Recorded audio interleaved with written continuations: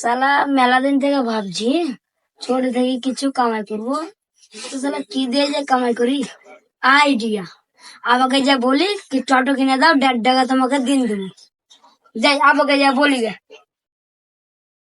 আব্বা, আব্বা, আব্বা রে, কি হলো রে বেটা? একটা কথা কহবো তোমাকে। কহা, তুই বেটা বলে আর কথা আর কহবি না মানে? আমাকে এখন টোটো কিনে দাও, প্রত্যেকদিন তোমাকে 2 টাকা 3 টাকা 1.5 টাকা করে দেবো। ঠিক আছে বেটা, তাহলে চ।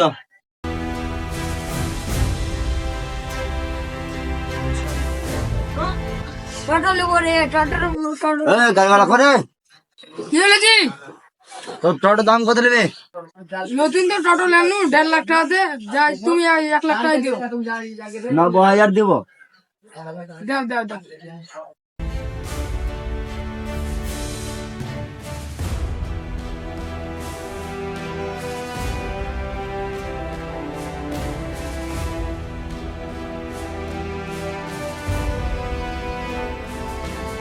৳89,000 হলো। দে টাকাটা দে। যা রে বেটা, ভালো করে চালাবি, যা।